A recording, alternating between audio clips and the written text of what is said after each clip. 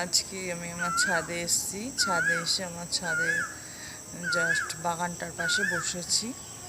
আমার ছাদের এখানে গোলাপ ফুল আছে, গাঁদা ফুল আছে, লাল শাক আছে, নীলকণ্ঠ ফুল আছে, বেল ফুল আছে, সব কিছুই আছে।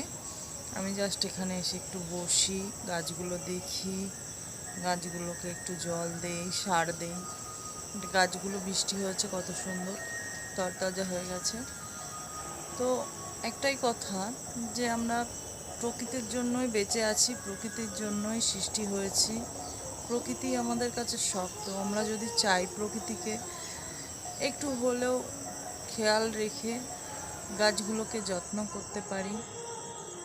দুটো গাছ লাগালে আমরা আমাদের নিজেদের ভবিষ্যতের কিছু চিন্তা যেমন করি, দুটো গাছ লাগালে আমাদের অক্সিজেনের জন্য বা একটা সতেজতা পাওয়ার জন্য অন্য কোথাও যেতে হবে না, বা বিকালে কোথাও খুঁজতে হবে না, জায়গা খুঁজে বসতে হবে না।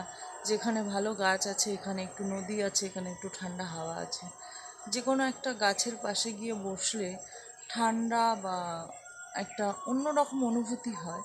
সেটা আমরা বাড়িতে যদি দুটো গাছ লাগাই, একটু কষ্ট করে জল দিয়ে একটু সার দিয়ে যদি সেগুলোকে বাঁচিয়ে রাখতে পারি, সার বলতে কীটনাশক নয়, সার বলতে বাড়ির ওই সবজির খোসা, ভাতের মাড়, এইগুলো দিয়েও কিছু সার বানানো যায়, যেগুলো দিয়ে আমি এই গাছগুলো বানিয়েছি।